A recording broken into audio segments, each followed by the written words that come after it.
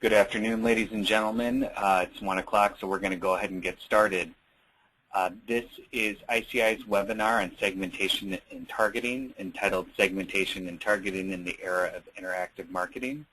Before I turn it over to our presenter, I want to run over just a few housekeeping items. This will be an approximately 30-minute webinar. We will be doing a question and answer session afterwards. However, we're not going to be taking any questions during the presentation. However, as they come up, please enter them using the GoToWebinar dashboard on the right-hand side of your screen, and then we'll go through those all at the end. So that concludes any housekeeping items. So I'm going to turn it over to our presenter, Dr. Mike Malone. Mike, go ahead. Greetings, folks. Thanks for joining us today.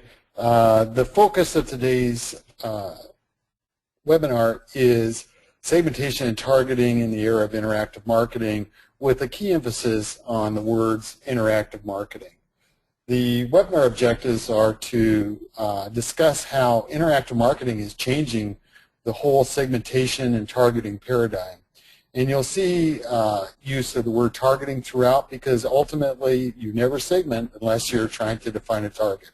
And it's not just your ability to identify the target, it's your ability to reach that target that figures prominently in your success. After we talk about the impact of interactive marketing on the demands that are directed towards segmentation, I introduce a new micro-segmentation paradigm that is linked directly to specific purchase events and the customer touch points that are associated with those events. And we'll explain the importance of touch points in the future, but the key to keep in mind as you consider touch point is touch points constitutes the opportunities you have to influence a consumer, and integrating them into whatever segmentation strategy that you're using provides a linkage that we think is critical to preparing for the era of interactive marketing. After we've discussed the strategy involved in microsegmentation, provide an example of a microsegmentation research project, then move to a discussion of how you measure ROI when you're doing microsegmentation, and then lastly share some ideas about how fast we think the market is going to convert from traditional macro segmentation to interactive or micro-segmentation. Now, the segmentation dilemma is pretty straightforward, and macro-segmentation will be used synonymously with the traditional paradigm, and very solid methodologies. It's been used by thousands and thousands of companies, and it's intended to help identify targets that require distinct different treatment from the balance of everyone else in the market, and to also guide strategy development for each of those targets. Now, defining these at a macro level typically results in anywhere from 6 to 10 segments that are identified, and based on that, the theory is that each of them requires different treatment. That's something that you can do in terms of developing strategy, but one of the big challenges of segmentation right now is many times after segmentation study is done, the market manager or product manager finds out it's very difficult to direct marketing campaigns or strategies at a specific segment. They don't have the means of actually reaching that segment readily available to them. Some companies will score a data set and identify which segment categories their customers fall in, and then rely on some algorithm for prospect lists. But in most instances, it's very difficult for folks to reach the segments that they've identified and actually produce a different strategy that each of those segments will see. That is the major shortcoming of segmentation research, and it compromises its ROI. And it really causes a struggle. I define the segments, I feed them into the decision maker, but the decision maker doesn't know how to translate the insight from the segmentation into profitable strategy. And that, fortunately, is a challenge that the evolution of interactive marketing is going to help us address. And the key to this new technology platform is that it supports a thing we call microsegmentation.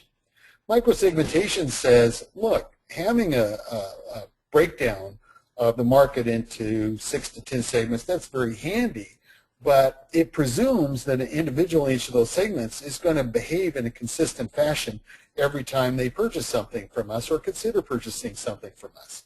Well, folks, there is a large body of evidence that says context will actually vary or impact how someone approaches a shopping event or a purchase event. For example, you're purchasing a watch. Whether or not you're purchasing that watch for use at work versus purchasing that watch as a gift for a graduate or purchasing that watch as a Christmas present for a family member, that context will have significant impact over what you're looking for, what you will find of interest, and what you're likely to buy. Microsegmentation integrates context into the definition of your segment so that you not only have identified a distinct audience, but you're actually tracking how each member in each audience behaves across different purchase events. The key to microsegmentation is that, and microsegmentation and interactive marketing, all this implies that this is being done on a digital platform. The most common one is your website, but it could also be electronic advertising, search term marketing, any place that you basically are interacting with folks over the internet. But in all of those sequences, microsegmentation requires the use of a structure that is very similar to the recommendation engine that you'll see often when you're buying a piece of technology that asks you a few questions so that it can identify which products are best aligned with your need.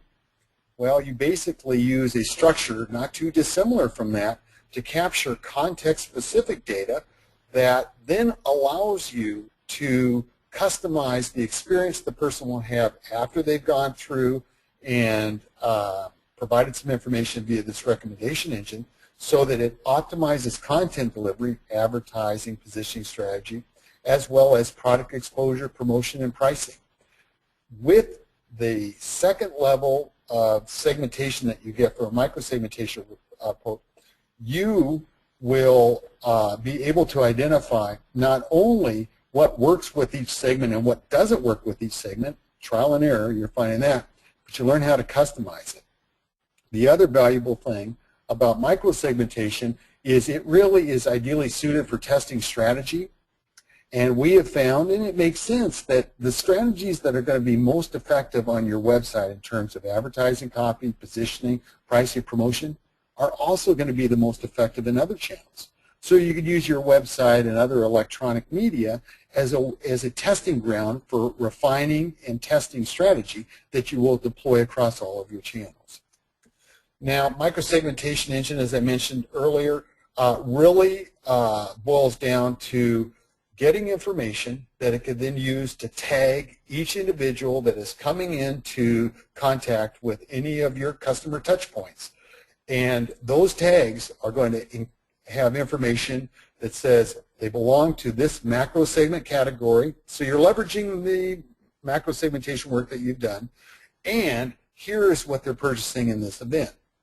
The macro segmentation affiliation, typically you could assign someone to a macro segment by asking 6 to 10 questions. It's pretty straightforward. After you ask those questions, you then ask a few questions about the context of the purchase. And again, all of this is presented to the prospect or the customer with the value proposition. This helps us deliver information of greatest interest to you. Now, microsegmentation only needs to do this profile for each purchase event. If a person's coming to your website multiple times related to the same purchase event, you don't need to basically use that recommendation engine. Again, you can basically carry it forward. But if it has changed, you're going to flip them back into it.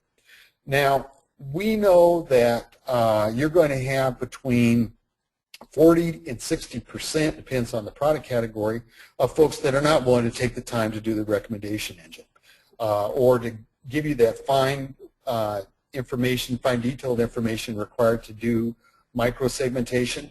Well, the good news is that microsegmentation also is constantly building an algorithm that allows us to predict, based on the experience of the people prior to them hitting your website, context variables that you could glean from the web, that you could predict which microsegment and context they are most likely to fall in.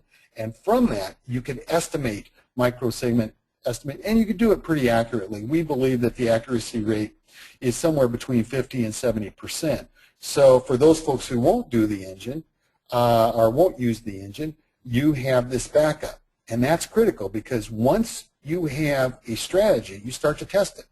And it turns out that you assigned that wrong and produces a failure. That feedback goes into the algorithm, which is constantly optimizing itself. So it's a learning system. Now, using the purchase event context, as I mentioned, you have this, you call it gearbox, you can call it recommendations, but it's a very user-friendly set of questions. It produces a tag, and these tags then are used in conjunction with the digital suite that virtually all corporations are using now in one form or another, whether it be from Adobe or from IBM Core Metrics or WebTrends. These are systems that allow you to customize the delivery of content based on tags that you've assigned to the individual going through. That's the key mechanism here, folks. And once you've got the microsegmentation tags that were derived from the recommendation engine, you basically plug that right into your online digital suite, which you're probably already using to deliver up different advertising or different copy. Well, in this platform, you could expand that so that it's not just testing advertising copy. You're also optimizing pricing, promotion, positioning. Basically, any element of marketing strategy can be refined using a microsegmentation process, because microsegmentation provides detailed description of who the individual is and what they're shopping for, and then you get to vet each of the strategies that you've used with them, determine did they work. Based on that, you constantly are optimizing the material you put in front of people. Now, as I mentioned, straightforward, find the segments, go to the recommendation engine. Recommendation engine then forecasts the path that they're most likely to take through your website. Notice it's segment specific, which identifies, okay, here is how well folks are navigating, and you may choose to, you may see that, my goodness, these folks are going into a site that's not, or a page that's not doing anything for us. You basically get this navigation feedback based on, you estimate what the path is, and then you check what that is relative to reality. And once you have that navigation path down and said, okay, here's the likely sequence of touch points these people are going to encounter, you could use features in those digital suites from Adobe or IBM Core Metrics or WebTrends to actually deliver up alternative versions of the advertising, of the pricing strategy, of the promotional strategy, or whatever. You basically have these test platforms that allow you to systematically test and refine the strategies deployed for each of these micro-segment categories. This is the feedback loop. Notice that by virtue of this linkage, you've linked the definition of the segment directly to the delivery of the strategy designed for that segment. And based on that, you get measurable ROI.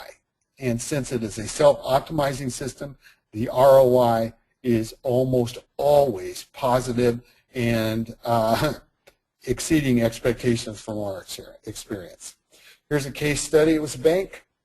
They started from scratch. They actually were primarily an online bank, and they had nothing. So we started out. They wanted a macro segmentation foundation. So we're advocates of latent class segmentation, which breaks the consumer base down in terms of the likelihood they'll buy from our client or consider our client.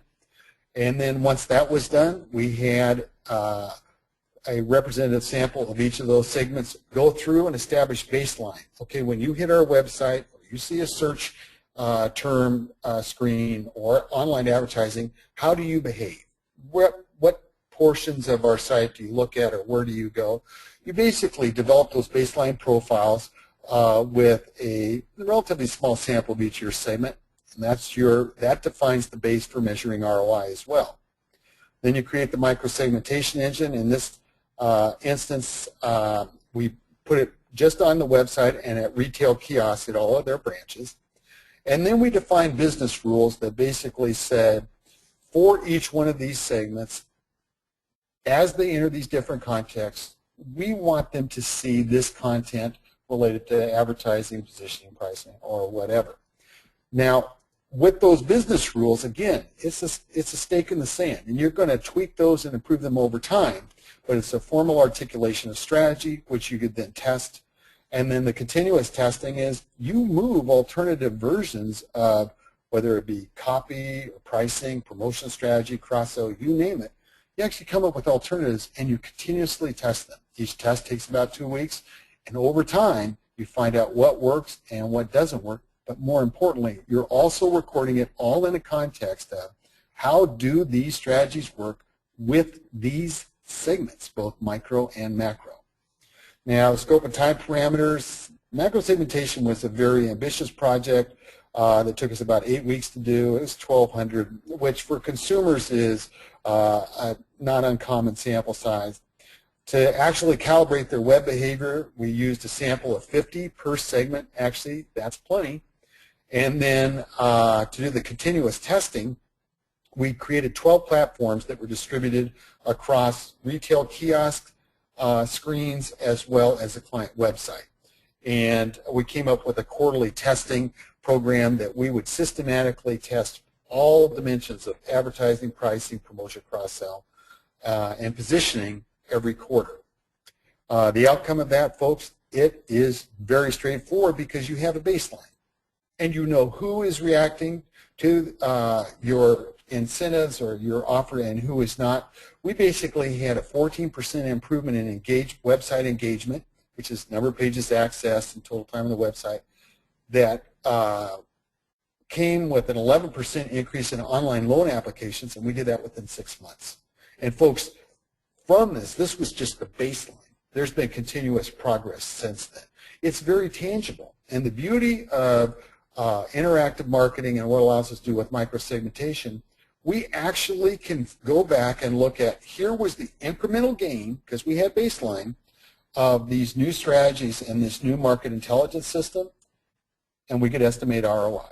And we could determine exactly what was the return. And for these folks, they had a complete return of their entire investment within 9 months. After that, everything was gravy. Now, measuring segmentation and targeting ROI, which I cannot emphasize in this era, you really have such higher standards for accountability. You have to first establish your marketing success metrics, which for all the elements that we've got there, you've got to facilitate meetings with decision makers within your company to say, okay, here's our target, this is what we want to have happen, and this is how we're going to measure it. Then you set the goals and objectives using those metrics, then you monitor them, and then you get into optimizing strategy effectiveness. Now, one of the things that micro-segmentation requires in order to be successful is that you're good at coming up with alternative strategies to test. If you're not going to test alternative strategies, all this fine detail just gives you basic feedback that the one strategy you deployed across everybody works better with some folk than others. That's not good enough now, folks. And so you have to look at how can you build a diversity of candidates to test with the objective that the wider the scan of things that we test, the more likely we're able to find exactly what works and take out what doesn't work. And the foundation of that is that you build a knowledge base over time that you literally have decomposed each of the strategies into its strategy elements, and you're able to tease out these strategy elements are winners. These strategy elements do nothing. These strategy elements are losers. Over time, the losers disappear, and you're constantly looking for new options to go into those strategies that are most successful. Now, the challenge of innovation. Boy, this is such a straightforward proposition. And folks, it is amazing after I've been in the field for 30-plus years, we really do have an opportunity to demonstrate the ROI of market intelligence and prove how we can do it better and make it more useful over time. But boy, there are some serious barriers in place. Number one, it's going to be your webmaster. These folks are the bane of our existence. Every time we go in with these systems, they start whining about, oh my goodness, I don't have the FTE for this. Oh, it's going to screw up our performance and all this, because they basically don't want to do something that's new. They already don't have, they believe they're understaffed and all that. Folks, these folks could shut it down. We've had several engagements that the chief marketing officer brought us in to do this, and it was shut down by the webmaster, who at the end of the day will put forth all these arguments which are absolute BS. Because if these tools are built by companies like Adobe and IBM or whatever, these tools are reliable tools. They can work. It's going to require you to grow, but you have to have a champion who will make sure that the webmaster understands the company's not there to make their life simple. The webmaster's there to empower strategy development. You're also going to find that you're being asked to do things other than the traditional market research manager task of identifying vendors, managing research projects, and then facilitating the delivery of that single study. You're going to have to really have a more holistic view of the entire marketing arena across all touch points, strategies deployed, and to understand how digital suites offered by companies, again, like Adobe and IBM and all, how they work, because that's your new workbench. Now, you have to be prepared to develop customized content. Now, this has been a big problem with traditional segments, where companies come up with all these different segment definitions, and then we're talking to them later and say, okay, which offers are targeted at each segment? And they go, well, we really don't. We're looking at just basically maybe using a different advertising strategy with each one of them. Well, folks, if you're not going to customize your strategy based on segmentation, save yourself money and don't do it. But in micro-segmentation, it takes what is a weakness already and it basically amplifies it. So you have to be very good at coming up with alternative strategies and create a willingness to experiment environment that allow you to be creative and constantly coming up with new ideas, and from that you will render out the most effective, because with these systems, this is a recursive self-optimizing system, you should be at optimal performance within 18 months at a level which will be extremely hard to improve upon. And then lastly, you've got to have some kind of knowledge management protocol in place, so all of these lessons that you learn by the systematic testing of alternative strategies is retained and used for the future.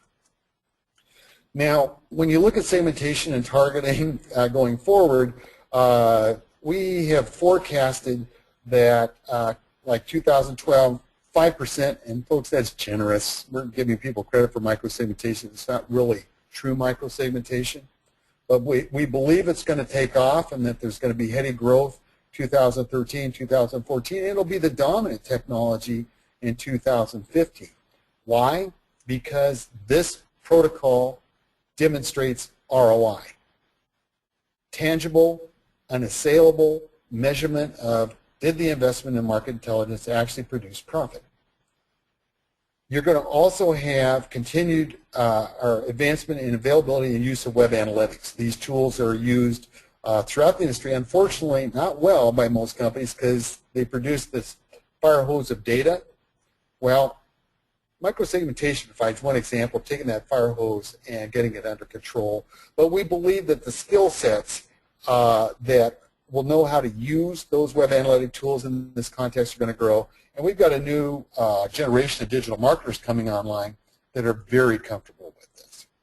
And I think you're also going to see that folks are going to understand creativity is critical to developing good strategy. It's not like traditional marketing where it was important because you only did one campaign a year to come up to the plate, knock the ball out of the park. No, in this case, it doesn't even matter if you start out with a crummy strategy. The key is that you're going to come up with several strategies, you're committed to continuous testing, and over time, you will refine with measurable impact your strategy so that you are getting the ultimate return from segmentation that you had originally hoped for.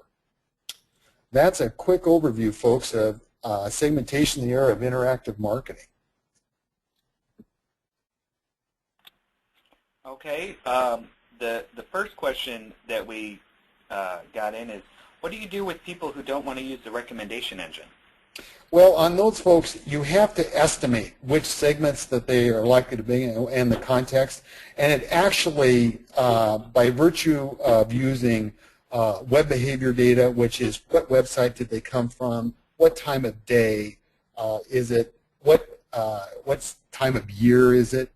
There are a variety of these data points that are available for every website visitor that you could use to develop these predictive algorithms. And you could predict 50 to 70% of the time accurately which microsegment people will belong to. And over time, folks, you're also, because you're tracking the outcome of everybody's visit, you're able to find how effectively or how accurately those people are being segmented. And that has a recursive optimization element in it too. So you basically are using an algorithm to deal with that significant, it's 40 to 60% of people who won't use the recommendation engine. And you estimate what they belong, test it, and refine that algorithm. Okay, the next question is, can you implement this with a current segmentation model, or does this require a fresh segmentation model? We always have been able to use existing segmentation models. It's very important in your organizations that you don't go and say we need to throw anything out. We build upon it and refine it. So we can use the segmentation models you have in place, and we can always make them work. They may not be ideal, but because this is a recursively optimizing system, again, if the segments aren't quite right to begin with, they'll get there over time because you're subjecting them to testing. Well, that concludes our question and answer session. If you would like a copy of this presentation or have any additional questions that you'd like to ask in a private setting, feel free to email Mike Malone at mmalone, M-A-L-O-N-E, at icintel.com, or he can be reached directly at 1-800-592-5167, extension 1. Thanks, everyone, and have a great day.